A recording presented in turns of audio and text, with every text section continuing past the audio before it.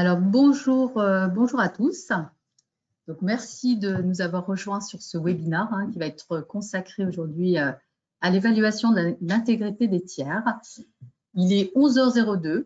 On va attendre encore quelques minutes pour attendre quelques participants. On est très nombreux, on est plus de 60 personnes qui vont participer à ce webinaire. Donc, on va leur laisser le temps d'arriver. Et puis, d'ici 2 petites minutes, on démarrera ce webinaire sur l'évaluation de l'intégrité des tiers.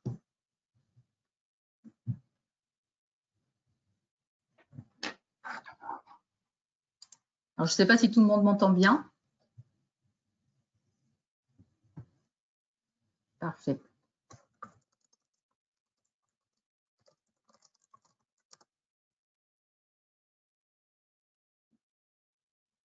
Encore quelques minutes. Merci pour votre patience, en tout cas.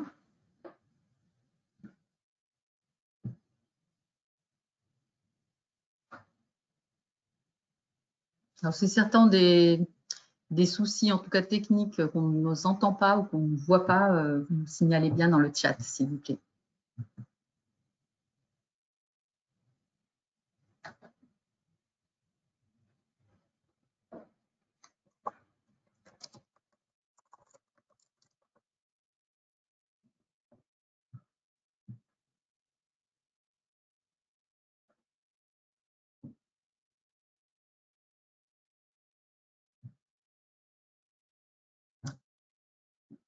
Eh bien, on va démarrer ce webinaire. Alors, rebonjour à ceux qui nous ont rejoints à l'instant. Merci en tout cas d'être nombreux ce matin pour ce webinaire. Donc, je suis Nouza Ziani, je suis directrice des risques export et du pôle intelligence stratégique et économique au sein du groupe Aurios, et je suis très heureuse de vous recevoir aujourd'hui. Donc, pour celles et ceux qui ne connaissent pas encore Aurios, nous sommes un cabinet de conseil et éditeur de logiciels. Nous sommes spécialisés en fait dans la performance du BFR. Nous accompagnons les entreprises depuis plusieurs années déjà, depuis plus de 25 ans, pour sécuriser les risques clients, les risques fournisseurs également, en France et à l'international, accélérer le cash et financer le BFR. Alors sur le volet conformité qui nous intéresse aujourd'hui, nous sommes aussi un cabinet de conseil. On aide les entreprises à évaluer leurs tiers, à organiser leur dispositif anticorruption et ou encore à mener des due diligence, qu'elles soient d'un niveau 1 ou un niveau 2 plus approfondi, et en fonction notamment d'un accompagnement sur mesure en fonction de vos besoins et surtout du niveau de maturité sur le sujet que les organisations ont chacun d'entre elles. Alors, c'est en réalité à la suite des nombreuses remontées terrain qui proviennent de nos clients ou prospects ou même partenaires que nous avons souhaité en tout cas associer l'AFA, l'Agence française anticorruption, à ce sujet et donner la parole à un de ses représentants aujourd'hui sur le volet un peu complexe, on doit le dire en tout cas au niveau opérationnel, qui est le dispositif d'évaluation d'intégrité des tiers. Alors, quelles sont les attentes de l'AFA sur ce dispositif d'évaluation des tiers qui, je vous rappelle, intègre le bloc prévention du pilier 3, le nouveau jeu de recommandations de l'AFA, gestion des risques du nouveau référentiel anticorruption français qui est recommandé par l'AFA. Et pour y répondre, nous avons le plaisir d'accueillir aujourd'hui Angélique Ivanchuk, qui est chargée de secteur au département de l'appui aux acteurs économiques au sein de l'Agence française anticorruption. Merci Angélique d'être avec nous aujourd'hui. Et avant de laisser la parole à Angélique, donc je voulais vous donner quelques précisions pratiques en tout cas sur ce webinaire qui va durer, on va rester ensemble une petite heure et on a tenté en tout cas de condenser cette intervention. On a bien conscience que vos plannings sont relativement chargés cette période en tout cas. Donc je tiens à préciser également, vous pouvez poser vos questions sur le chat qui est dédié. On va y répondre évidemment à la fin de l'intervention, ou en tout cas on s'engage à y répondre de manière individuelle si jamais on n'a pas eu le temps d'y répondre. Et Angélique vous le dira aussi, vous pouvez aussi directement envoyer vos questions à l'AFA, qui répondra également sur des sujets peut-être plus personnels, plus personnalisés du côté de vos organisations. Voilà, donc nous allons démarrer ce webinaire. N'hésitez surtout pas à poser toutes les questions. Ce n'est pas tous les jours qu'on a un représentant de l'AFA pour vous aider à y voir plus clair, surtout au niveau du processus opérationnel et de la mise en œuvre de ce dispositif. Donc profitez-en. Et sans plus attendre, je laisse la parole à Angélique. Merci Angélique. Merci beaucoup, bonjour à tous. Donc effectivement, nous allons aborder une mesure un peu phare du dispositif de conformité anticorruption qui est l'évaluation de l'intégrité des tiers. Et j'espère pouvoir vous apporter toutes les réponses à vos questions. Donc comme indiqué, n'hésitez pas à poser vos questions, nous pourrons y répondre à la fin de ce webinaire. Alors, je vous propose une présentation rapide de l'Agence française anticorruption, un rappel sur le dispositif de prévention et de détection de la corruption prévu par l'article 17 de la loi Sapin 2 pour les entreprises assujetties, mais nous parlerons également de ce qui peut être mis en place pour les entreprises non assujetties, j'y reviendrai par la suite. Et puis un focus sur l'évaluation de l'intégrité des tiers. Alors, pour la présentation de l'AFA, donc l'Agence française anticorruption est un service à compétence nationale placé auprès du ministère de la Justice et du ministère des Finances. Donc, nous ne sommes pas une autorité indépendante, mais un service à compétence nationale. L'agence a été créée, je pense vous le savez bien, par la loi du 9 décembre 2016, la loi Sapin 2. Et quelles sont les missions de l'Agence française anticorruption comme prévu par l'article 1er de la loi Sapin 2? Eh bien, c'est de aider les autorités compétentes et les personnes qui sont confrontées à détecter et prévenir les atteintes à la probité.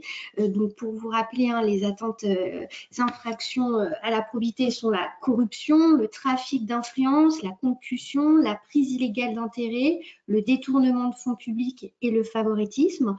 Pour rappel, aujourd'hui, il est demandé aux entreprises assujetties par l'article 17 de la loi Sapin 2 de mettre en place un dispositif de conformité qui permet de prévenir et détecter les faits de corruption et de trafic d'influence.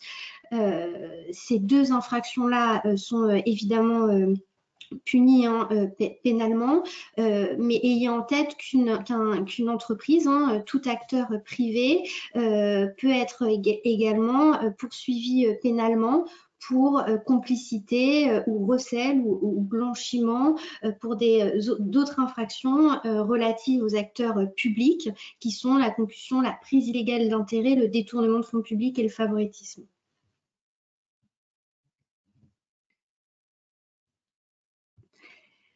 Alors, concernant l'organisation de l'Agence française anticorruption, alors l'agence est divisée en deux grandes sous-directions.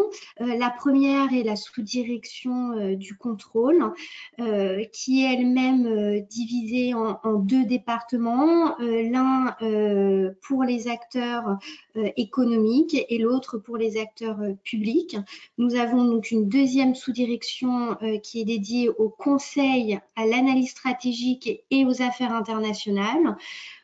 Toujours sur le même format, divisé en deux sous-départements qui sont un pour l'appui aux acteurs économiques et le second pour le conseil aux acteurs publics. Et nous avons également une mission à l'action internationale.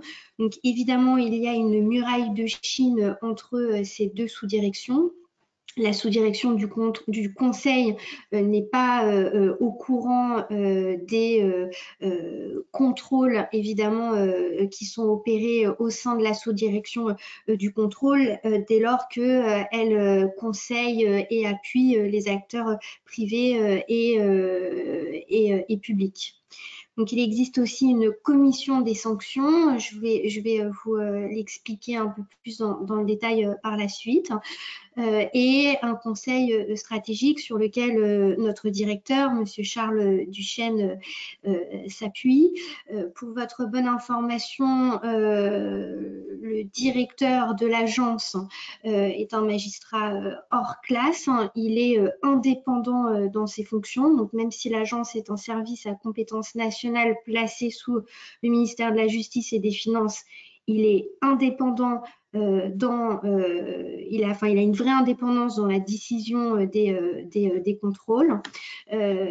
Sinon, concernant les profils de l'agence, comme vous pouvez le constater sur cette slide, des profils très variés.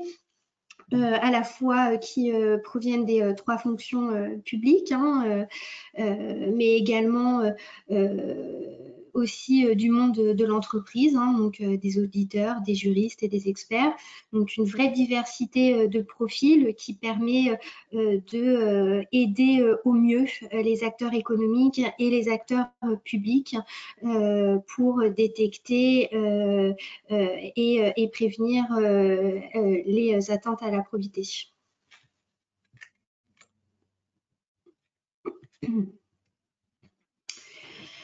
Alors, concernant nos missions de conseil et d'assistance, alors un point rapide pour vous rappeler que, en plus des recommandations que je pense que vous connaissez bien maintenant, la dernière mise à jour date de janvier 2021, eh bien, nous publions aussi un certain nombre de guides sur des thèmes bien précis afin de aider au mieux les différents acteurs.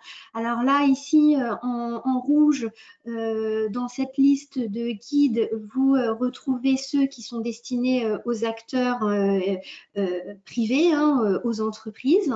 Donc, vous pouvez y retrouver notamment l'encadrement des cadeaux et des invitations, également sur la prévention des conflits d'intérêts, les vérifications anticorruption dans le cadre des fusions-acquisitions, qui sont des sujets important pour les entreprises.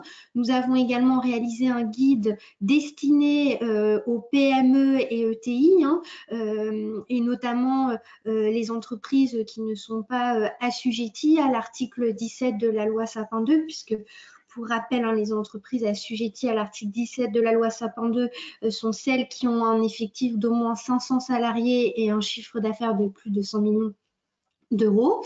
Nous avons également publié très récemment un guide sur les contrôles comptables anticorruption et nous sommes en cours de publication d'un guide sur l'enquête interne anticorruption. Donc, je vous invite à consulter ces guides qui partagent des bonnes pratiques pour les entreprises. Alors, pour rappel, l'AFA fournit des conseils, donc il y a plusieurs types d'acteurs, donc à la fois les entreprises publiques et privées, mais aussi au niveau des acteurs publics, les administrations de l'État, les collectivités territoriales, etc. Et également, nous avons une coopération à l'international assez importante. Concernant les missions de contrôle, eh bien, l'AFA peut contrôler les entreprises qui sont assujetties à l'article 17 de la loi Sapin 2, qui ont une obligation légale de mettre en place un dispositif de conformité anticorruption. On y retrouve les 8 mesures que vous connaissez, et ceci sous peine de sanctions administratives. Donc effectivement, si l'AFA constate un manquement dans la mise en place de ce programme de conformité anticorruption, elle peut saisir la commission des sanctions et cela pourra faire l'objet d'une sanction administrative. Je vais y revenir par la suite. Et puis également, l'AFA contrôle les acteurs publics de la même manière sur la mise en place d'un dispositif de conformité anticorruption qui doit exister et qui doit être efficace. C'est surtout ce qu'on recherche, c'est l'efficacité pour prévenir et détecter les faits de corruption afin que l'entreprise se protège de tels faits et également qu'elle limite le risque aussi de sanctions ou de poursuites par des autorités nationales comme internationales. Alors, comment fonctionne la commission des sanctions? Eh bien, il y a 6 membres. Comme vous pouvez le voir, 2 conseillers d'État, 2 conseillers à la Cour de cassation et 2 conseillers maîtres. Donc, ce sont des profils experts, voilà, qui, suite aux résultats d'un rapport de contrôle opéré par nos inspecteurs, prennent une décision sur le fait de sanctionner ou pas une entreprise. Donc évidemment, encore une fois, on parle de sanctions administratives. Donc, concernant les sanctions, pour rappel,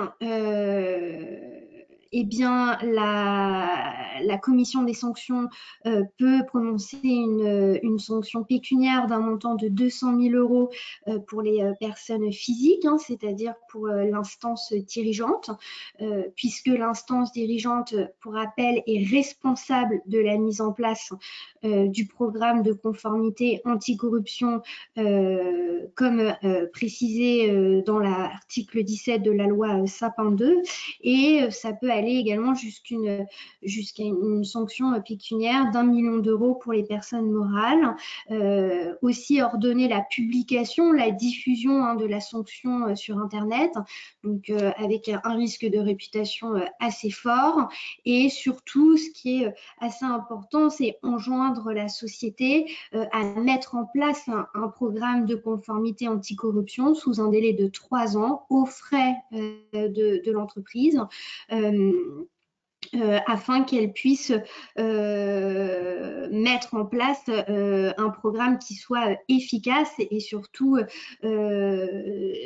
limiter le risque de faits de corruption et surtout le risque de se voir faire voir sa responsabilité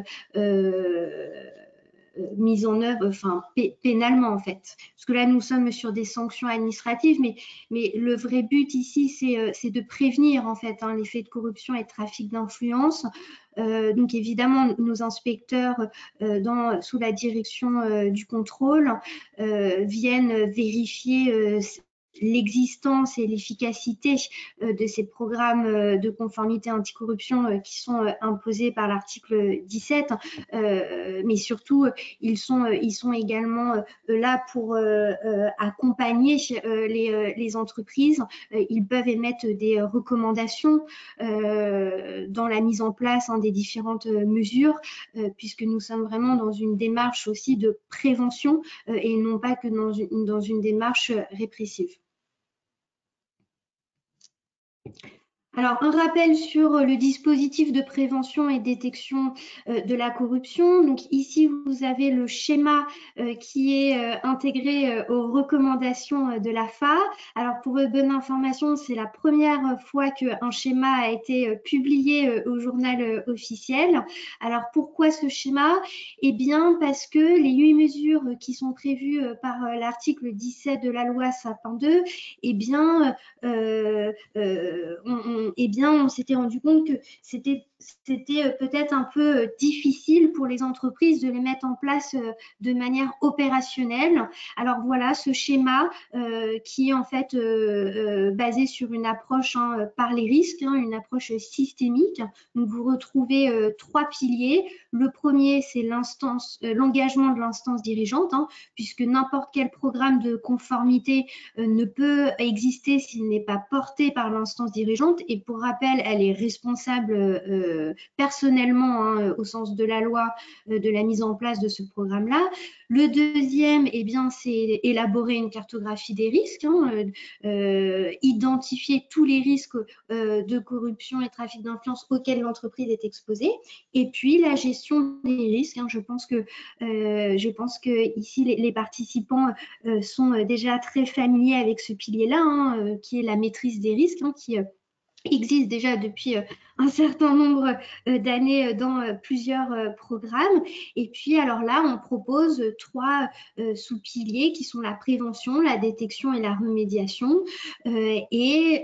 Aujourd'hui, nous allons parler d'une des mesures imposées par la loi, qui est l'évaluation de l'intégrité des tiers, qui se situe dans le pilier prévention de la gestion des risques. Alors, toutes ces mesures, évidemment, se parlent entre elles sans avoir bien établi en amont une cartographie des risques. Eh bien, on ne pourra pas évaluer efficacement l'intégrité des tiers puisqu'ils n'auront pas été bien identifiés en amont.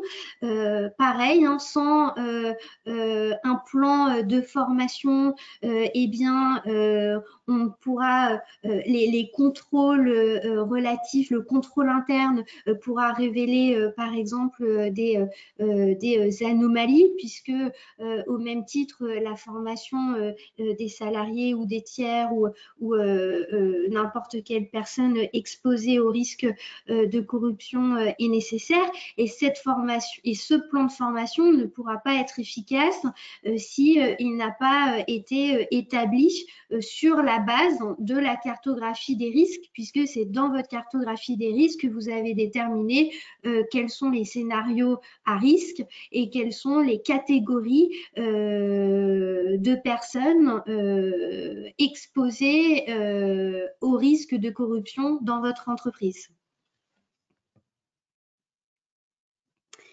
Alors, je vous propose maintenant d'aborder l'évaluation des tiers. Alors, pour rappel, qu'au niveau de l'obligation légale, hein, donc les entreprises assujetties à l'article 17 de la loi Sapin 2 doivent mettre en place des procédures d'évaluation de la situation des clients, des fournisseurs de premier rang et des intermédiaires au regard de la cartographie des risques.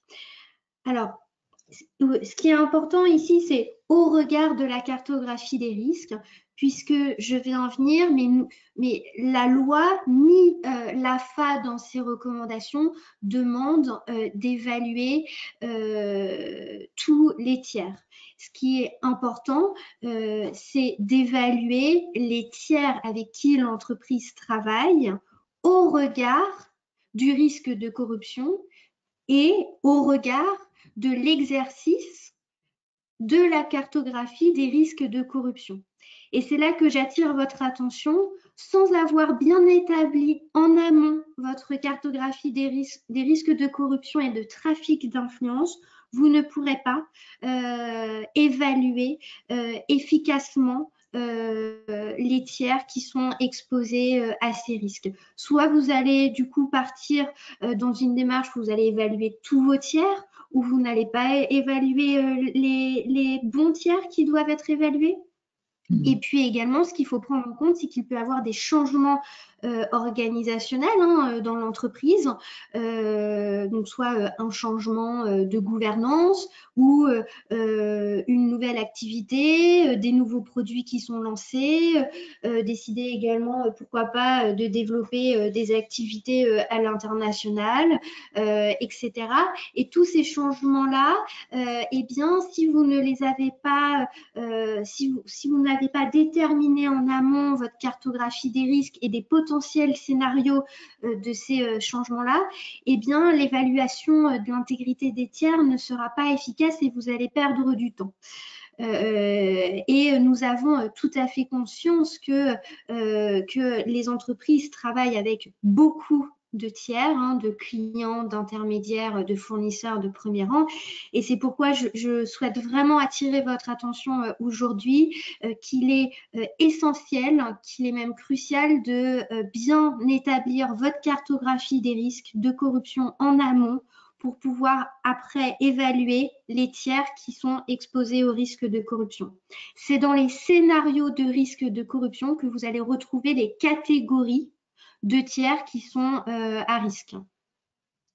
Alors, Angélique, si je peux me permettre de vous interrompre quelques minutes, j'en profite, hein, comme on a aussi des questions de nos clients. Alors, en fait, justement, sur cette partie, vous parliez d'évaluation et de remise à niveau, hein, quelque part, de cette cartographie et surtout, finalement, ce qui en découle de l'évaluation des tiers. Concrètement et de manière pragmatique, alors oui, s'il y a un événement important dans la vie d'une entreprise, évidemment, ça va générer une mise à jour du dossier et de l'évaluation. Mais concrètement, qu'est-ce que vous préconisez? Quelle est l'articulation qu'il faut mener au niveau de la fréquence de ces évaluations, de ces mises à jour, à la fois en prenant en compte des événements, mais aussi tout simplement sur une cartographie de tiers à risqués, moyennement risqués, faiblement risqués? Est-ce que c'est une fois par an, 6 mois? Est-ce que vous avez, vous, déjà une petite orientation, on va dire, très pratique? Parce que c'est une question qui revient souvent et qui est posée aujourd'hui. Bien sûr. Alors, ce que je vous propose, en fait, j'avais prévu de aussi rappeler un peu les différences entre fraude, atteinte à la probité et également avec l'articulation du dispositif de lutte contre le blanchiment d'argent et le financement terrorisme.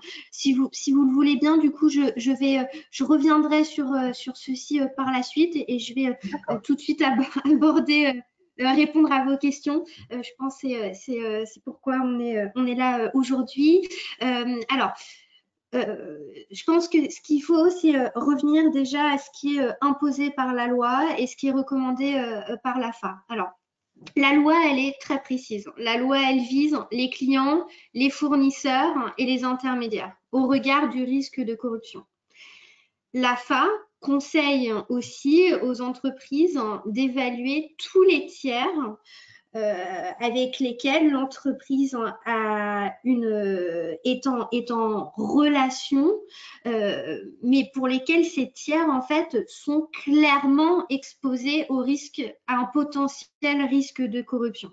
Donc, on entend quoi par ici? On entend effectivement, par exemple, les bénéficiaires d'actions d'initiatives de mécénat et de sponsoring, les cibles de fusion-acquisition, puisque ce sont des opérations très complexes. On parle aussi ici des JV, des joint ventures, des distributeurs, des importateurs exclusifs. Voilà, après, ça dépend évidemment des activités et des secteurs des entreprises, mais ce que l'AFA recommande, c'est à l'entreprise de lister les tiers, en plus de ce qui est précisé par la loi, qui représentent un risque de corruption. Maintenant, là où je vais pouvoir répondre à votre question, c'est déjà vous rappeler que, encore une fois, il n'est ni demandé par la loi, ni recommandé par l'AFA d'évaluer tous les tiers. On évalue les tiers qui sont au regard du risque de corruption, et c'est pourquoi, encore une fois, votre exercice de cartographie en amont est essentiel pour le faire. Et surtout, on n'évalue pas pour évaluer. On évalue pourquoi? On évalue pour prendre une décision. Et cette décision, eh bien, c'est est-ce que je décide d'entrer ou pas en relation d'affaires avec ce tiers? Est-ce que je décide de poursuivre ou pas ma relation d'affaires avec ce tiers? Et si, par exemple, je décide d'entrer en relation ou de poursuivre une relation alors même qu'il y a des red flags et qu'il y a un risque potentiel de corruption, eh bien, je décide d'y aller, mais alors je mets en place des mesures de vigilance. Ou alors, je décide de ne pas y aller parce que je considère que je ne peux pas, je ne suis pas en capacité de mettre en place des mesures de vigilance. Et je vais par la suite vous préciser et vous partager des exemples de mesures de vigilance. Nous avons tout à fait conscience que certaines entreprises travaillent avec des partenaires stratégiques, qu'il est évidemment compliqué pour elles de mettre fin à une relation avec ces tiers, alors même que pourtant ces tiers-là, ces partenaires peuvent travailler dans des pays qui ont une sensibilité au risque de corruption ou alors être en contact avec des tiers publics. Donc voilà déjà quelques signaux, quelques voyants rouges, mais on peut tout à fait entendre que la direction souhaite continuer la relation d'affaires avec ses partenaires stratégiques, puisqu'ils sont stratégiques pour l'entreprise. Mais alors, ce qu'il faut faire, c'est mettre en place un suivi très renforcé et des mesures de vigilance, et surtout documenter cette décision. Évidemment, ce qui est aussi très important en cas de contrôle de l'AFA ou d'un autre régulateur, c'est la formalisation. Donc, le fait qu'une instance dirigeante décide de continuer une relation d'affaires avec un tiers risqué, très bien, ce n'est pas interdit, mais à ce moment-là, il faut bien qu'il y ait une formalisation donc par les équipes de compliance, de conformité juridique, du dossier et qu'il y ait voilà, la formalisation, la documentation de cette prise de décision et des mesures de vigilance qui seront associées. Et c'est là que j'en viens à votre question sur la fréquence, mais nous allons un peu rentrer dans le détail, je vous propose dans les prochaines slides. Et bien, sur la fréquence de la mise à jour de l'évaluation des tiers, eh bien, elle dépend de votre prise de décision. C'est-à-dire que si vous avez évalué donc des tiers qui sont exposés au risque de corruption, et bien notamment ce que je donnais l'exemple d'un tiers stratégique mais avec des voyants rouges, mais vous décidez quand même, enfin l'instance dirigeante décide de continuer la relation d'affaires avec ce tiers en mettant en place évidemment un suivi très renforcé, eh bien le renouvellement, la fréquence de mise à jour de l'évaluation, évidemment, va être en fait très régulière. C'est-à-dire que, encore une fois, ça dépend de l'activité, mais là, ce qu'on recommande, c'est en fait, quand on entend par mesure de vigilance et un suivi renforcé, en fait, c'est une évaluation qui est pratiquement permanente, en fait. Par contre, pour des tiers qui sont plus ou moins risqués ou pas du tout risqués, eh bien, libre à l'entreprise de choisir sa fréquence de renouvellement de mise à jour de cette évaluation. Mais on peut très bien entendre que, par exemple, pour des tiers plus ou moins risqués, eh bien, l'entreprise va faire des recherches sur est-ce qu'il y a eu des sanctions sur ce tiers, des sanctions prononcées sur ce tiers-là depuis les 6 derniers mois ou les 12 derniers mois, faire ce qu'on appelle les négatifs médias, les adverses médias, voir s'il y a quelque chose qui ressort en termes de fraude, etc. Ce qui est important, c'est aussi de se poser en fait les bonnes questions.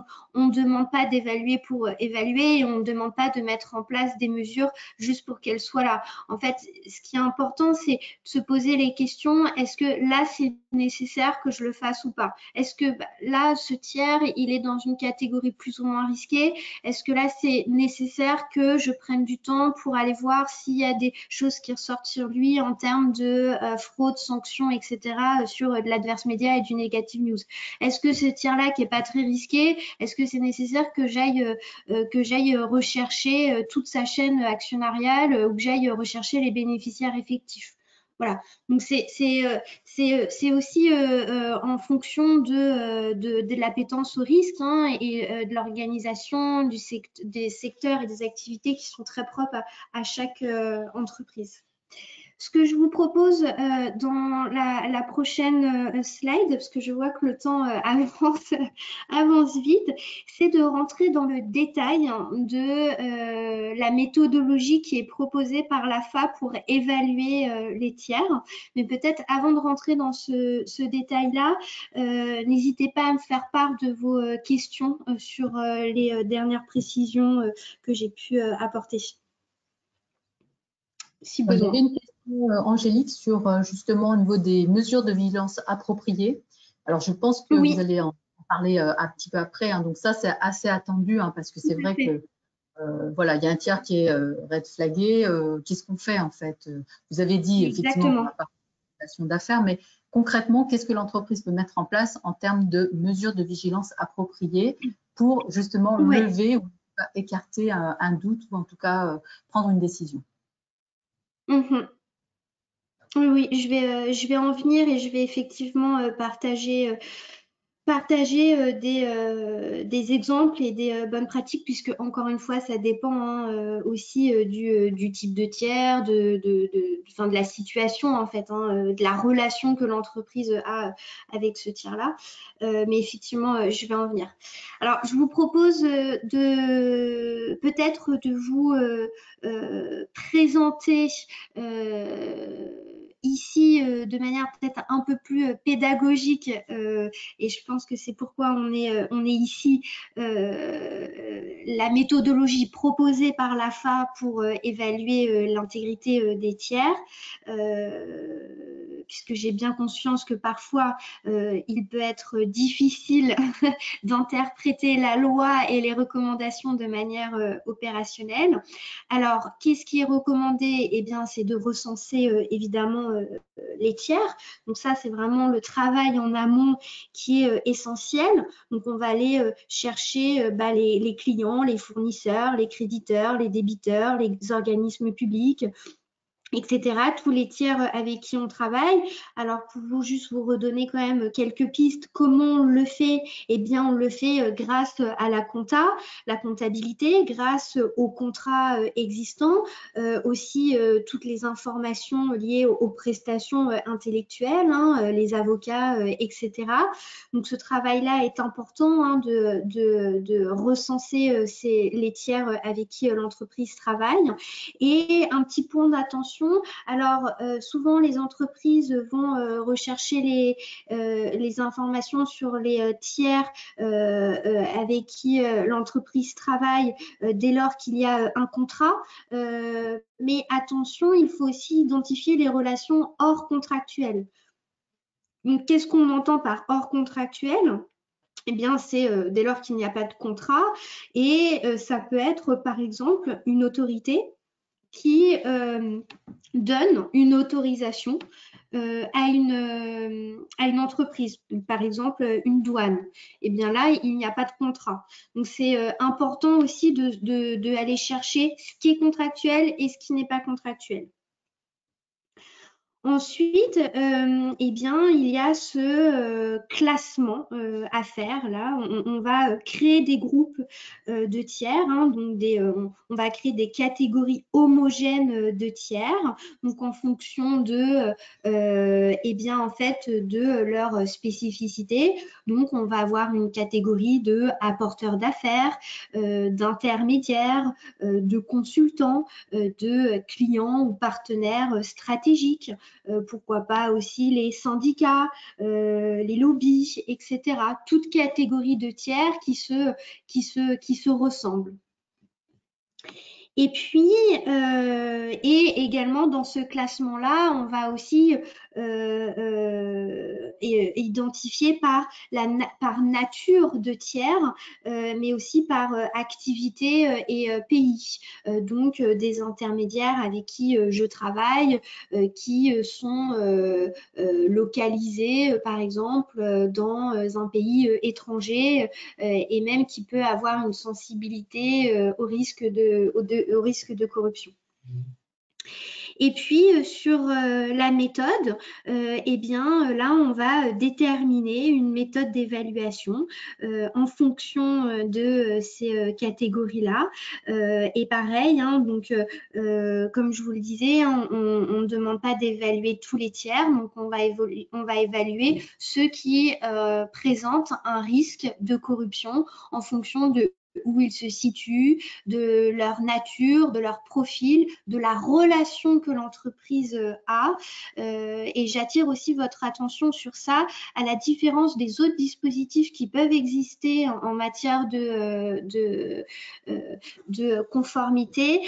Ici, sur le risque de corruption, on va vraiment regarder quelle est la relation que l'entreprise a avec ce tiers. On ne va pas seulement regarder le profil du tiers, mais la relation qu'elle a.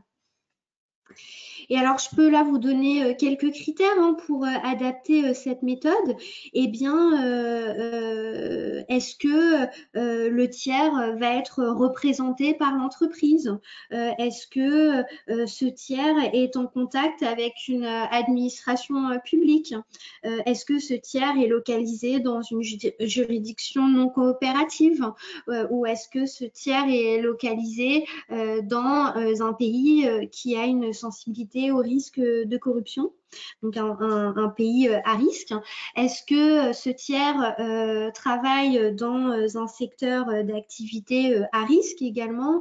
Est-ce que ce tiers m'a été recommandé par une autre entreprise ou par un autre tiers? Voilà déjà quelques questions que vous pouvez, quelques pistes que vous pouvez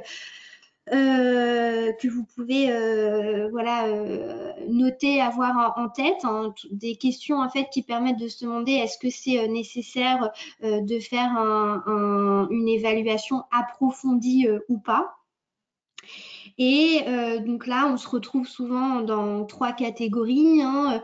Donc la catégorie de je vais pas du tout évaluer, hein, c'est pas nécessaire. Donc par exemple, un fournisseur de bureaux au Danemark, bon voilà, est-ce que c'est nécessaire que je fasse une évaluation? On va se retrouver dans un deuxième cas de figure qui est l'évaluation on va dire médium, moyenne. Et alors là c'est là qu'on va pourquoi pas aller justement regarder tout ce qui est l'adverse média, qu'on va aller vérifier des informations sur le profil du client, un peu comme ce qui est fait en lutte contre le blanchiment d'argent. Donc on va vérifier qui est le tiers, on va poser certaines questions, etc. Pourquoi pas remonter la chaîne actionnariale si besoin, mais encore une fois seulement si c'est nécessaire. Et puis après, on va se retrouver dans la dernière catégorie des tiers qui sont ceux qui sont risqués. Et alors là, donc effectivement, recherche de bénéficiaires effectifs recommandés. Également, pourquoi pas conduire même des audits un peu poussés, pourquoi pas même conduire des entretiens, enfin mettre en place des entretiens avec ces tiers-là pour leur poser des questions, surtout si vous ne réussissez pas à obtenir les informations que vous avez demandées sur base de documents. Et j'en profite pour les bénéficiaires effectifs, puisque j'ai cru comprendre que parfois il arrive où l'entreprise n'arrive pas à remonter le ou les bénéficiaires effectifs. Eh bien, si vous vous retrouvez dans cette situation-là, eh bien, il faut le prendre comme un voyant rouge. Le fait que vous ne réussissez pas à obtenir une information d'un tiers est clairement un voyant rouge. Pareil pour le fait qu'une société, vous ne réussissez pas à confirmer l'existence légale d'une société à l'étranger.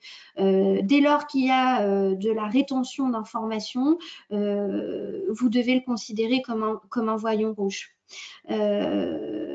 Voilà, et puis après, on arrive dans la dernière étape qui est l'évaluation individuelle, mais là je pense que j'en ai bien parlé, et vous pouvez voilà aussi vous baser sur des listes internes ou des sources ouvertes hein, sur l'évaluation, et prendre en compte aussi tout incident, condamnation, évolution de comportement, etc.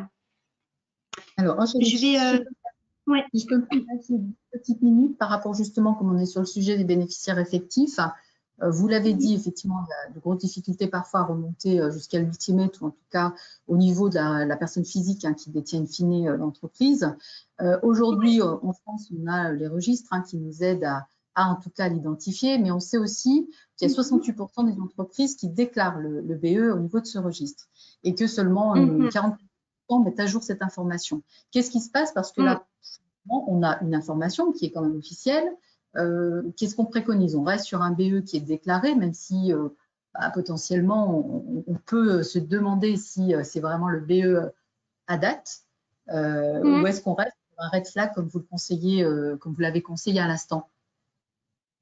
Eh Ça fait bien, partie. si c'est un tiers, alors si on parle d'un tiers qui a une exposition au risque de corruption en fonction de son profil, de son secteur d'activité, du pays où il est implémenté, là, le fait, par exemple, que vous me fassiez part de vos doutes, eh bien, j'entends doute, eh bien, j'entends clairement un voyant rouge. Et à ce moment-là, ce que vous pouvez faire, c'est pourquoi pas demander en fait une entrevue avec ce tiers-là et lui poser certaines questions. Je pense que dès qu'il y a doute, il faut aller plus loin. Et alors aller plus loin, eh bien c'est humain finalement, mais c'est convoquer ce tiers-là pour lui poser des questions en présentiel, pourquoi pas, pour en savoir un peu plus sur qui il est en fait. D'accord. Alors c'est vrai qu'il y a ce qui rentre en jeu, c'est aussi de ne pas froisser la relation d'affaires, hein. Visiblement, on Oui, n'ose pas alors trop aller bien demander des sûr. clarifications. Ouais, tout à fait. Je l'entends et évidemment, il y a cette relation d'affaires. euh, Évidemment, enfin, je veux dire, c'est une évidence. Mais justement, comme bonne pratique, hein, ce qui peut être fait effectivement, c'est dès lors que vous ne réussissez pas à obtenir une information ou qu'il y a de la rétention d'informations ou vous avez des doutes et que on parle bien hein, d'un tiers qui est exposé au risque de corruption, hein, on ne parle pas des tiers pour lesquels il n'y a pas besoin de faire une évaluation aussi poussée, eh bien, il est nécessaire alors, pourquoi pas demander un peu plus d'informations à ce tiers-là et de mettre en place, pourquoi pas, effectivement, un entretien ou une entrevue. Parce que ce qu'il faut prendre en compte, c'est aussi la protection des intérêts de l'entreprise. Et je pense que organiser, par exemple, un entretien avec un client ne froissera pas forcément la relation d'affaires. Ça permettra de confirmer certains points. Et surtout, ça permettra de vous protéger, vous, en tant qu'entreprise. Parce que si il y a des faits de corruption avérés par la suite, la responsabilité, enfin l'entreprise pourra être poursuivie hein, pénalement. D'accord. Et juste une dernière question, et puis on avancera un petit peu plus vite, s'il vous plaît, parce que le temps passe malheureusement. Au niveau justement de l'international, vous avez évoqué l'existence légale d'une entreprise. Effectivement, il y a des difficultés hein, parfois à prouver l'existence légale d'une entreprise. L'exercice est encore plus compliqué à l'international, hein, remonter une chaîne capitalistique, etc. Là, j'ai une question concernant quelqu'un qui a eu une corporation document, qui est l'équivalent du CABIS français, où il a récupéré ce document. Est-ce que ça suffit quelque part, parce qu'il peut ne pas être réel, il peut être fictif. Donc, comment se comporter quand on récupère en direct ce type de document? Est-ce qu'on considère qu'on a fait son travail en tant qu'entreprise? Et puis, voilà, j'ai envie de dire, on s'arrête là. Ou est-ce qu'il faut quand même aller vérifier si ce document-là est réel, officiel, dans une langue Encore étrangère? une fois, merci pour cette question. Encore une fois, je pense que c'est du bon sens. Si on parle d'un client qui est situé dans un pays à risque, je pense qu'il est nécessaire quand même de pousser un peu plus loin la vérification du document. C'est vraiment du bon sens. C'est est-ce que je me mets dans une situation risquée ou pas? En fait, est-ce que le fait de ne pas aller plus loin dans ma vérification, est-ce que en fait j'ai bien, est-ce que ça permet vraiment est-ce que j'atténue le risque ou pas hein, de corruption et de et de réputation hein, même par la suite. Donc effectivement, je pense que dans ce cas-là, c'est nécessaire si on parle en plus d'un pays à risque, de vérifier si l'existence, enfin de vérifier la véracité des faits et pourquoi pas, encore une fois, de proposer un appel téléphonique ou un entretien présentiel pour poser certaines questions et vérifier les dires. D'accord. Bon, je vous laisse poursuivre ensuite. Merci. Ouais, j'espère que ça a pu répondre à votre question. Oui, oui, oui, c'est parfait.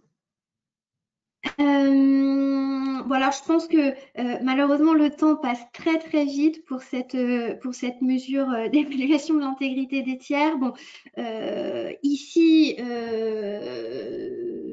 voilà, de toute façon vous aurez ce support, mais ici vous retrouvez le qui, comment, quoi, et avec en fait la référence aux recommandations de la femme. Et voilà, je pense que j'en ai déjà un peu parlé. Je vous propose maintenant de rentrer dans le détail des mesures de vigilance. Mais avant ça, juste quand même un rappel qui est très important sur les facteurs de risque. Donc, pour rappel, en fait, on parle de facteurs de risque sur le tiers en lui-même, mais aussi sur la relation avec le tiers. Et c'est là d'ailleurs qui est la différence avec le dispositif de lutte contre le blanchiment d'argent et le financement de terrorisme, parce que par exemple pour ce dispositif-là, on va aller rechercher, on va analyser le profil du client. On va analyser la relation avec le client aussi, et les transactions les transactions du client. Alors que dans le dispositif en fait anticorruption, on va aller vraiment analyser le profil du tiers. Donc déjà, on ne parle pas que des clients ou des distributeurs, vraiment le profil du tiers et la relation avec le tiers. Donc là, ici, vous voyez quelques exemples, mais surtout, en fait, qu'est-ce qui est recommandé par l'AFA à prendre en compte comme facteur de risque. Et là, je me permets de faire un croisement assez rapide entre un intermédiaire commercial qui est clairement identifié comme un tiers à risque et les commissions. Et modalités de paiement qui sont identifiées aussi comme des facteurs à risque dans la relation avec le tiers. Eh bien oui, parce que un intermédiaire commercial, eh bien, peut se faire voir, enfin, sur la rémunération pardon, d'un intermédiaire commercial peut être de l'ordre de commission ou de success fees, voilà, ou être à la discrétion en fait de l'entreprise. Et bien clairement là, c'est un voyant rouge à prendre en compte. Et d'autant plus si il est dans un pays à risque. Il y a également ce qui est aussi très important et que j'en ai pas forcément parlé avant, mais c'est aussi comme facteur de risque la dépendance, le niveau de dépendance économique que l'entreprise a avec ce tiers-là. Donc encore une fois, vous évaluez pas pour juste évaluer, mais pour prendre une décision. Vous pouvez très bien décider de continuer ou de poursuivre ou de entrer en relation avec un tiers sur lesquels vous avez une dépendance économique importante. Mais à ce moment-là, vu que vous savez que c'est quand même une situation risquée, eh bien, vous mettez en place un suivi renforcé. Et là, du coup, je vous propose d'arriver sur le suivi renforcé. Donc, quelques exemples. Eh bien, tout d'abord, je pense que ce qui est le préalable, c'est un suivi renforcé des flux financiers, donc de la comptabilité. Donc, on va aller regarder s'il n'y a pas des anomalies. On va aller vérifier si ces flux financiers sont corrects, et cela de manière en fait très fréquente. Comme autre mesure de vigilance, eh bien, on va communiquer, par exemple, le code de conduite au tiers. C'est quelque chose qui se fait de plus en plus fréquemment. Alors, vous ne pouvez pas évidemment communiquer tout votre code de conduite si vous ne le souhaitez pas, mais au moins la page de garde. Et sur la page de garde, normalement, vous pouvez voir un peu quels sont les grands principes de l'entreprise. Et ces grands principes-là, ces grandes règles, sont normalement portées par l'instance dirigeante, et ça donne déjà une indication au tiers. Vous pouvez aussi prévoir des formations à ces tiers qui sont exposés au risque de corruption. Donc, pourquoi pas les inviter dans vos bureaux et prévoir une sensibilisation, une formation au risque de corruption et notamment en lien avec votre secteur d'activité et le pays dans lesquels vous êtes actif, à l'international par exemple. Aussi, comme autre mesure de vigilance qui pour moi est essentielle, c'est prévoir une clause contractuelle anticorruption et pourquoi pas audit. Pour votre bonne information, il y a aujourd'hui des cas de jurisprudence que vous pouvez retrouver sur Internet où des entreprises ont mis fin à un contrat avec un tiers sur non-respect de la clause de lutte contre la corruption. On ne parle pas de suspicion de faits de corruption ou même avérés. Là, on parle vraiment, en fait, c'est le non-respect des principes qui ont été d'une clause anticorruption. C'est quelque chose qui se fait de plus en plus. Et là, on vous recommande vraiment à le faire. Et pourquoi pas une clause d'audit.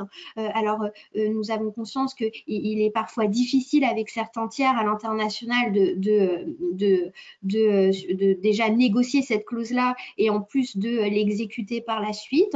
Mais si clairement ce tiers-là, vous avez identifié des voyants rouges et qu'il est risqué, eh bien, c'est de votre responsabilité, et c'est de la responsabilité de l'instance dirigeante, si elle décide d'entrer en relation ou de poursuivre avec elle, du coup de mettre en place des mesures de vigilance et cette clause d'audit pourrait être vraiment nécessaire. Donc c'est pourquoi il est parfois intéressant aussi de la proposer et de surtout négocier pour qu'elle puisse être vraiment signée par la suite. On incite aussi les tiers à vérifier l'intégrité des tiers avec qui ils travaillent. Et ça, pareil, on peut le formaliser dans un engagement écrit. Voilà, donc aussi, pourquoi pas un suivi des conflits d'intérêts, des situations potentielles de conflits d'intérêts. Ça, c'est une mesure de vigilance qui peut être aussi intéressante, notamment pour les tiers qui relèvent de la sphère publique, en fait, pour les acteurs publics. Voilà, donc pourquoi pas via un petit questionnaire, voilà, de vérifier et surtout de prévenir des potentielles situations de conflit d'intérêts. Alors justement, Angélique, une petite question, j'en profite concernant les PEP, justement. Bien sûr. Vous pourriez préciser justement quelle est l'attitude à avoir sur cette typologie de tiers, parce qu'on en a beaucoup, c'est incontournable aujourd'hui.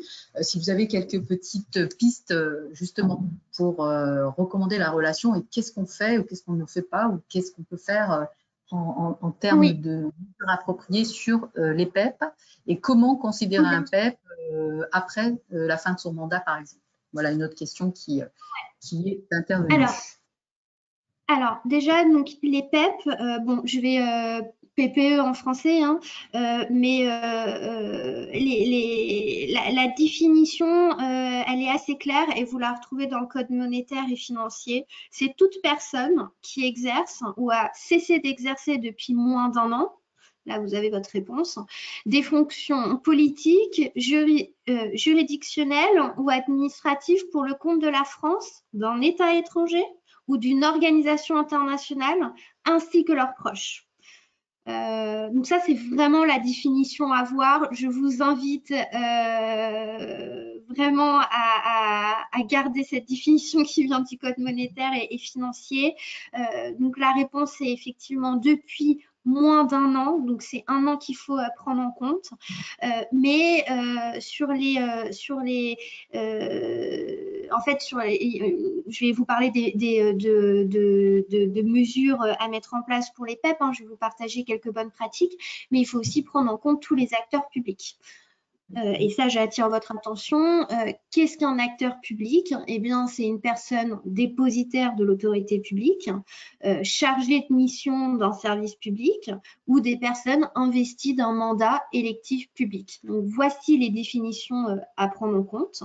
Et alors, point de vigilance pour ces acteurs-là, donc pour les acteurs publics, puisque clairement, et l'AFA l'indique dans ses recommandations, les relations privées publiques peuvent générer un risque fort de corruption et notamment pour les PEP, pour les personnes politiquement exposées. Alors, quelles mesures mettre en place? Eh bien, déjà, on retrouve un peu toutes les mesures que j'ai pu vous partager précédemment. Mais ce qui est important, eh bien, déjà, c'est les identifier. C'est les identifier dans votre cartographie des risques.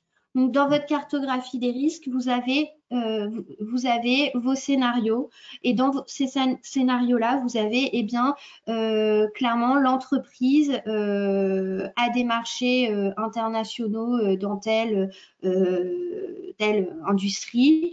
Dans le cadre de ces marchés internationaux, elle travaille avec des acteurs publics et d'autant plus étrangers. Vous l'avez identifié dans un scénario et vous identifiez par la suite du coup les catégories d'acteurs publics. Donc, est-ce que c'est une personne politiquement exposée? Est-ce que c'est une autorité? Est-ce que c'est une administration publique? Voilà, bon, la liste n'est pas très longue. Donc ça, c'est vraiment important de l'identifier. Donc encore une fois, l'exercice de la cartographie des risques est vraiment essentiel pour la mise en place de toutes les autres mesures d'ailleurs du dispositif de conformité anticorruption. Et également, dès lors qu'on parle dès lors qu'en plus on parle de marchés internationaux, il est intéressant aussi de identifier les relations que les tiers de l'entreprise avec laquelle elle travaille a avec des acteurs publics et des PPE. Et c'est là que parfois ça peut être un peu compliqué, mais les tiers en fait avec qui vous travaillez, qui ont des relations avec des acteurs publics, sont considérés comme risqués. Et là, il est important de pourquoi pas envoyer un questionnaire ou pourquoi pas conduire un entretien. Sachez que audit et conduire des audits ou des entretiens, c'est quelque chose finalement qui se fait beaucoup dans d'autres sujets et parfois ça peut vous faire gagner beaucoup de temps puisque vous réussissez à obtenir des informations plus facilement, vous réussissez même parfois à vous faire un avis en fait et pourquoi pas enlever ou à l'inverse confirmer des doutes que vous avez sur ce tiers-là. Donc, je vous incite à le faire. Et puis, bien mettre en place un suivi renforcé, voilà, pour les acteurs publics avec qui vous travaillez et pour les tiers avec qui vous travaillez qui ont des relations avec des acteurs publics. Et alors, qu'est-ce qu'on peut mettre en place? Eh bien, déjà, ça passe par l'encadrement des cadeaux et des invitations. Puisque c'est clairement un moyen de détection, mais surtout en amont, mais c'est surtout un moyen de corruption en fait, et notamment pour les appels d'offres à l'étranger. Donc là, on vous invite à mettre en place des règles qui soient formalisées dans votre compte de conduite. Donc il y a certaines entreprises, par exemple, qui ont interdit les cadeaux et les invitations négociation lors d'appels d'offres, aussi bien en France qu'à l'étranger, pour limiter le plus possible le risque de corruption. Également, pourquoi pas prévoir des seuils. Voilà, vous avez plusieurs choses, je pense, qui sont connues, hein, que vous retrouvez même facilement sur Internet. Et puis également l'encadrement des conflits d'intérêts, j'en ai déjà parlé précédemment, mais c'est aussi essentiel, hein, de vérifier, est-ce que ce tiers m'a été recommandé, est-ce que ce tiers, est-ce que je serai représentée par ce tiers. Voilà, plusieurs questions à se poser et les vérifier, voilà, pourquoi pas via un questionnaire ou via effectivement des audits et enfin un entretien plutôt. J'attire tout de même votre attention sur les questionnaires puisque évidemment, ils relèvent de la bonne foi du tiers et sur l'analyse des réponses aux questionnaires qui, nous en avons conscience, est parfois complexe, hein, soit parce que vous n'avez pas réussi à obtenir assez d'informations, soit parce que vous ne savez pas si les informations sont vraies ou pas. C'est pourquoi, encore une fois, les entretiens peuvent être une bonne piste pour vérifier ou confirmer des doutes. Et sur les questionnaires, j'attire votre attention, donc, quand il y a de la rétention d'informations, c'est un red flag, mais aussi quand vous recevez des questionnaires complétés de manière peut-être trop rapide ou alors avec des réponses qui en fait sont peut-être qui sont bien mais toutes faites ou alors qui ne répondent pas clairement ou précisément à la situation du tiers qui peut présenter un risque pour vous en fonction de où il est implémenté, s'il est dans un pays à risque ou si son secteur d'activité est à risque. Donc voilà, ça peut être aussi un voyant rouge à prendre en compte. Et puis comme autre mesure, eh bien, c'est le suivi des flux financiers.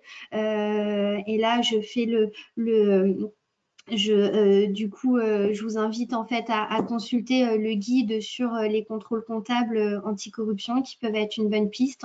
Mais effectivement, avoir une bonne comptabilité et une surveillance sur les flux financiers peut clairement permettre de détecter et prévenir efficacement des faits de corruption. Alors, Angélique, on a un petit peu déplacé. Il vous reste quelques slides, Oui. je crois, pour finaliser. Et puis, peut-être qu'on prendra une dernière question vu le timing. On a un petit peu essayé de rester sur notre timing initial. Oui. Je profite aussi pour finir sur les relations avec les acteurs publics, parce qu'effectivement, on n'a plus beaucoup de temps, mais évidemment, tout cela se fait dans les règles, hein, de la commande publique, hein, dans le principe d'égalité. Voilà, et n'hésitez pas, parce que je sais que il peut avoir beaucoup de questions sur ce sujet. N'hésitez pas par la suite à venir nous voir ou à nous écrire, hein, sur afa.gouv si vous souhaitez obtenir plus de précisions, hein, sur les relations avec les acteurs publics ou les relations que les tiers ont avec les acteurs publics. Mais voilà déjà, je pense, un certain nombre de mesures qui pourront vous aider. Sur la suite, eh bien, je pense que voilà, on a déjà bien abordé en fait, hein, les conclusions à tirer, hein, d'une évaluation des tiers. Donc, est-ce que je décide de entrer ou poursuivre ou pas, et surtout, je mets en place des mesures de vigilance, un suivi renforcé pour prévenir le risque de corruption pour les tiers qui sont exposés. Voilà, donc ça j'en ai déjà parlé. Voilà, pour finir, quelques exemples de mise en place d'indicateurs. Pour les entreprises qui travaillent avec beaucoup de tiers, eh bien, vous pouvez mettre en place des indicateurs sur le nombre d'évaluations réalisées, par exemple. Hein, ça vous permet déjà de suivre de manière opérationnelle ce qui est fait. Sur les fréquences de mise à jour, encore une fois, sur la fréquence, c'est une question aussi de bon sens, hein, et notamment la fréquence de mise à jour sur les tiers exposés au risque de corruption, donc les tiers risqués, doit être très régulière, voire en fait, on parle de suivi permanent. Également des indicateurs par les conclusions, hein, d'évaluation, et puis prendre en compte les résultats de premier et deuxième niveau. Pour finir aussi, un rappel sur la sécurité et la conservation des données, comme validé par la CNIL et sur le fondement, hein, du Règlement général sur la protection des données, le RGPD. Les dossiers doivent être conservés pendant 5 ans après la cessation de la relation d'affaires ou après la date d'une opération occasionnelle. J'en profite aussi pour vous préconiser de mettre en place un suivi de vos dossiers d'évaluation de l'intégrité des tiers, et cela veut dire en fait avoir pourquoi pas des dossiers sur votre réseau, sur un réseau sécurisé bien entendu, et un sous-dossier en fait pour chaque tiers, pour chaque évaluation individuelle, encore une fois pour les tiers qui sont risqués. Vous pouvez également mettre en place un outil ou une base de données, notamment lorsque l'entreprise travaille avec beaucoup de tiers. Mais cette décision est à prendre après toute votre analyse, hein, tout votre recensement, classement et évaluation, et non pas en amont, puisque sinon vous allez certainement pas prendre les bons critères, ou alors finalement ne pas évaluer correctement vos tiers si vous n'avez pas fait un travail de réflexion en amont. Autre point sur ce qui est important aussi, c'est de formaliser toutes les décisions qui sont prises suite à une évaluation. De la documenter, pareil, hein, sur un réseau sécurisé, également donc pour vous, mais aussi en cas de contrôle d'un régulateur. Bon, parfait. Je crois que vous avez terminé, Angélique. Alors, on a encore quelques questions, pas mal. On n'a pas le temps, malheureusement. Je vais en prendre une seule qui, à mon sens, est peut-être celle qu'on a le moins poussée quelque part, et ça répondra aussi à pas mal de questionnements de la part de nos clients. Au niveau du screening, qu'en est-il au regard des sanctions internationales? Quel est le point de vue de l'AFA, screening des tiers, INSCOP, ou shareholders, UBO? Voilà, donc là, on a screené un tiers qui est blacklisté, hein, sur une liste de sanctions internationales. Quel est votre point de vue? Qu'est-ce qu'on fait au niveau de l'existant et puis des ultimates, des shareholders? Eh bien, si on se retrouve effectivement dans un cas où le tiers est blacklisté, eh bien, clairement, c'est un voyant rouge. Donc encore une fois, on est dans de la prise de décision. Donc si à ce moment-là, il faut remonter le dossier à l'instance dirigeante, et c'est l'instance dirigeante qui va décider si elle souhaite conserver ou enfin poursuivre ou pas la relation d'affaires avec ce tiers-là.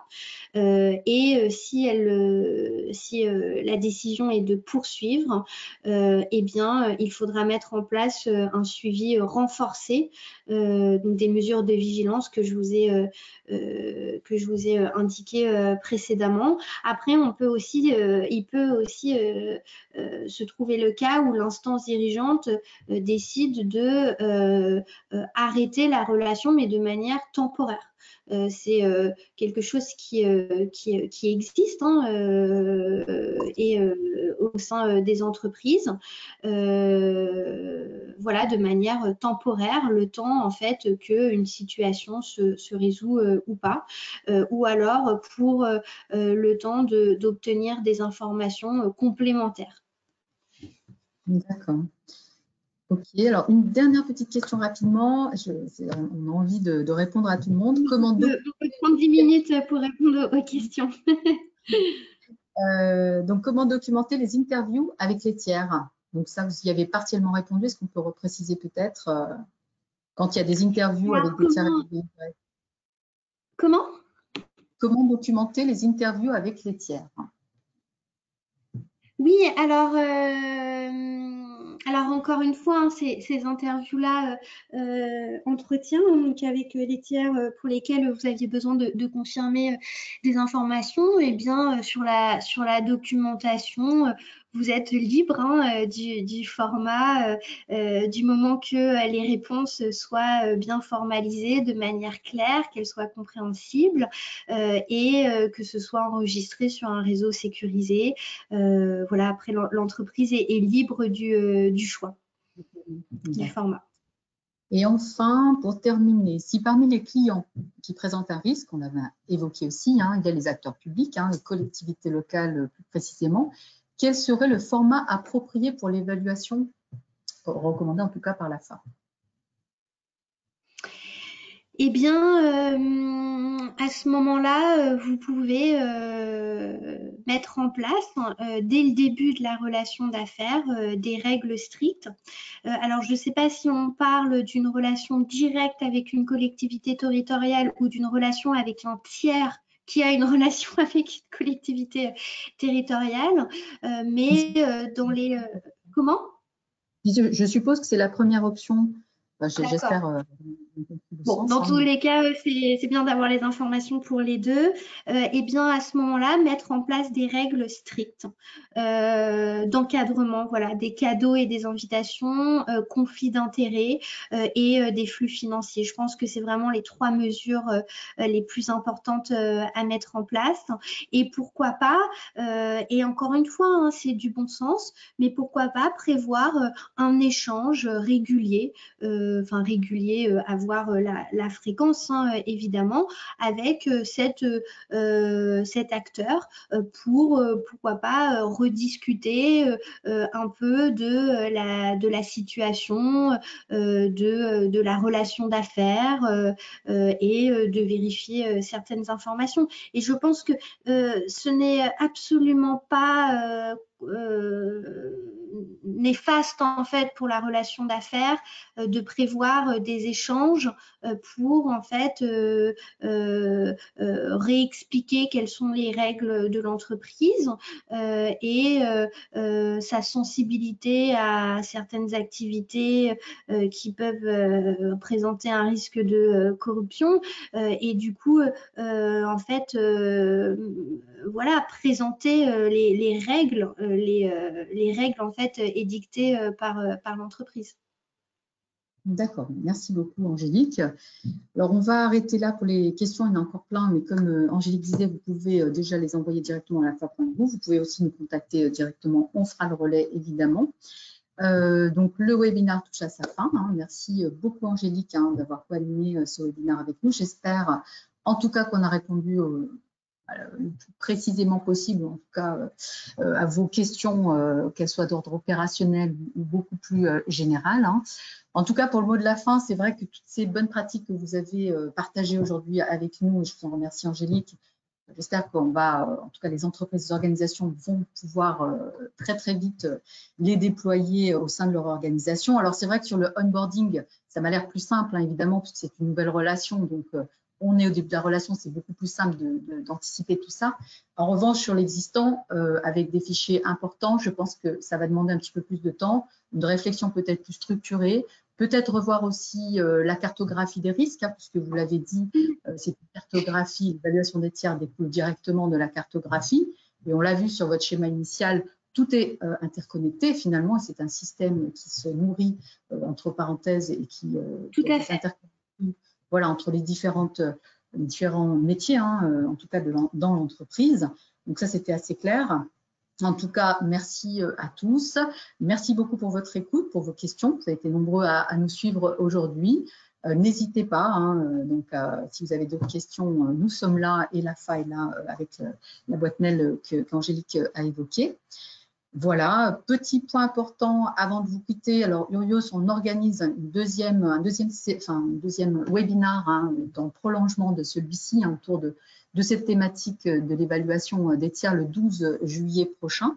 On va poursuivre notre réflexion autour de cette évaluation avec un partage d'expérience cette fois de nos clients, des best practices sur ce thème. On essaie un petit peu d'aider les organisations de nos clients ou d'autres ou des partenaires, hein, justement pour avancer et être plus en rapport avec les recommandations de l'AFA, hein, puisqu'on est là pour protéger aussi l'entreprise. Hein. Il faut vraiment que ce soit un axe, c'est un levier aussi de compétitivité pour les entreprises. Ce n'est pas forcément une contrainte, c'est aussi une opportunité pour toutes les organisations, si elles sont bien préparées, si la cartographie est bien structurée et peut-être remise en question quelque part pour avoir une évaluation des tiers la plus appropriée au risque de chaque organisation.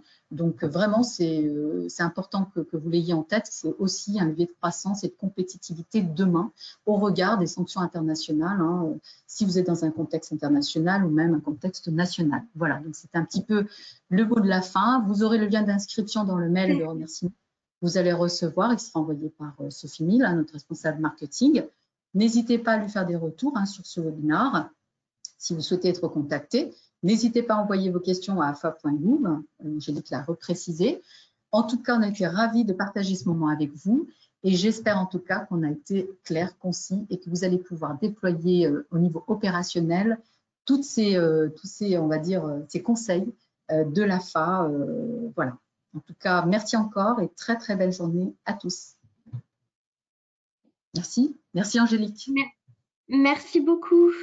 N'hésitez pas effectivement à nous faire parvenir vos questions, hein, pourquoi pas directement par Urios qui nous les enverront. Nous serons ravis de pouvoir vous aider au mieux dans la mise en place du dispositif d'évaluation de l'intégrité des tiers.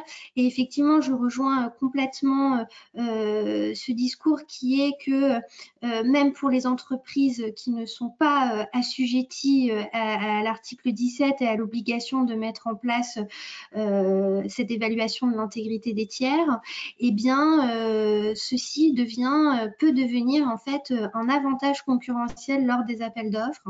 Et on constate de plus en plus d'entreprises qui n'ont pas l'obligation légale de le faire, qui souhaitent le faire parce que elles-mêmes se font évaluer par les entreprises assujetties à l'article 17. Elles se rendent compte que c'est important d'avoir un code d'éthique, des règles mises en place, un programme éthique, d'intégrité, etc. Et du coup, c'est effectivement, je pense, ça peut être effectivement un levier de compétitivité et un vrai avantage concurrentiel lors des appels d'offres et notamment lors des appels d'offres internationaux. Exactement. Merci pour le mot de la fin, Angélique. Et puis, très bientôt peut-être. Merci beaucoup à vous. Très bonne journée. Au revoir. Au revoir.